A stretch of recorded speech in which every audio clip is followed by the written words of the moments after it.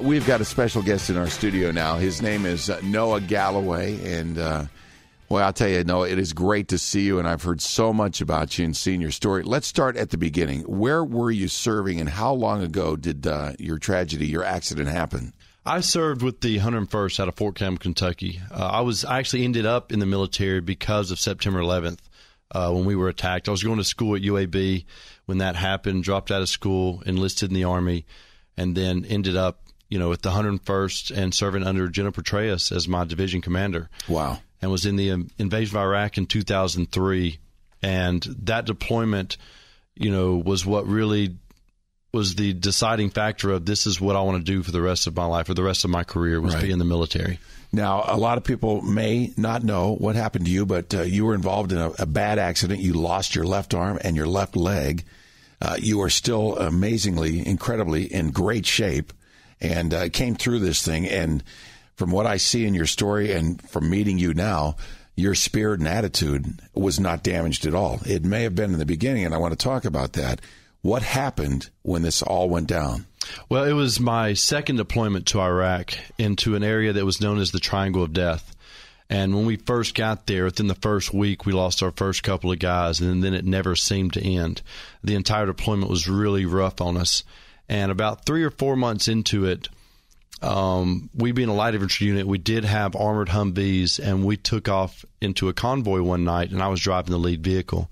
And it being, midnight, 1 o'clock in the morning, in 2005, we drove with our headlights off and our night vision goggles on. Were you on a mission? What was what were you doing that night? That particular night was we didn't really have enough guys for the area we were in, so a platoon that made just about 30 guys, we split in half, and half the platoon went on one mission that day and half the platoon went on another. And the group I was with, we finished first, and we went back to an old potato factory that we lived out of. And when you live in a combat zone and you get a chance to get some sleep, that's what you do. And I decided to lay down, get some rest. And just as I started to doze off, my platoon leader, Lieutenant Edson, woke me up and said, "Hey, we're going to take these 3 Humvees to go pick up the rest of the platoon." He said, "There's nothing important going on. No need in going. We need open seats in the Humvees. Just wanted you to know we're leaving." Okay. And I said, "No, sir. You go, I go, and I'm going to drive the lead vehicle." And that's kind of what ended up getting me into the vehicle, and we took off down the road. And like I said, night vision goggles on, could see well, couldn't see everything. Right. And what I didn't see that night was a tripwire stretched across the road.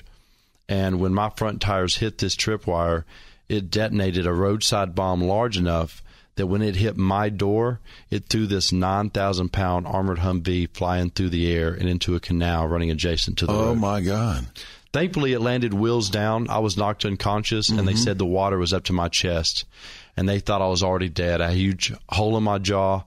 And, the guys struggled to get me out of the water, up the embankment, and get me out of the area. Unbelievable. Were there anybody killed in the incident? No, there was just 3 of us in the Humvee. I took the majority of the blast. Lieutenant Edson, the bulletproof glass cut him up, shattered his wrist. Right. The gunner got some shrapnel in his leg. And that was pretty much it. We're talking with Noah Galloway, who has served this country in Iraq and went through a horrific incident where he lost his left arm and his left leg, and is now back on his feet, so to speak. And, just really turned things around. And I'm sure this being such a tragic incident and accident that happened to you, chaos erupted. Did the enemy show up, or did our guys come to rescue you guys and get you out of there? Well, thankfully there wasn't a second attack. Usually there is. For some reason, there was nothing that happened afterwards. They were able to get me out, get me into another Humvee, and get me back to the potato factory where medics worked on me. A helicopter showed up, flew me to Balad, where a hospital was outside of Baghdad, worked on me there, got me to Germany to D.C. Wow. I woke up Christmas Day, 5 to 6 days after the injury, at Walter Reed Army Medical Center. That's when you came to again? You were out the whole time? Up, no idea what had happened. I woke up, and it was my mother who had to explain to me that I lost my left arm above the elbow, left leg above the knee. My mouth was wired shut because my jaw was shattered and reconstructed with titanium. And my right leg had a lot of injuries, so there wasn't a lot of movement going on there either. And I can't say it enough. Thank you for what you did for this country in service, and God bless you for what you've been through. And thank God you're alive and doing okay now. What is happening with you now? What are you doing? Well, it was a struggle for a while. I went through a lot of depression, drank a lot. It was just miserable. And every time I looked in the mirror, I kept seeing what was left of my arm and my leg, and it would make me bitter and upset.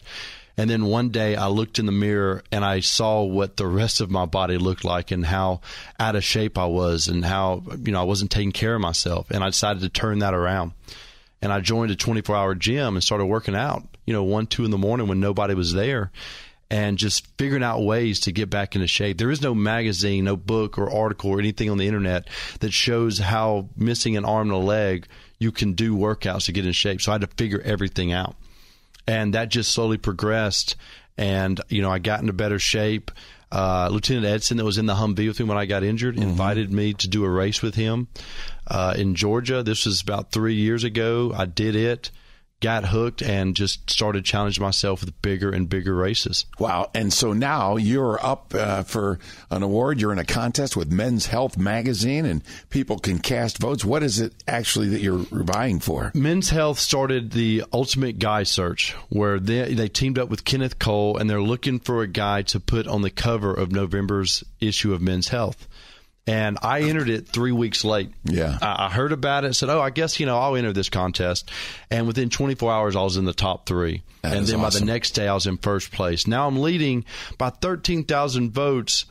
And, that's good, but the votes only make up 20% of the decision. Okay. The judges make up 80%. So what I'm hoping to do is I want the votes to keep going, to show the judges that, we would like to see a veteran on veteran, because Veterans Day is in November. All right, here's what we got to do. The voting goes through July, right? Yes. All right, go to Noah Galloway's Facebook page. Yes. And check you out right there, right? Yep. Noah Galloway Athlete will take you to my page.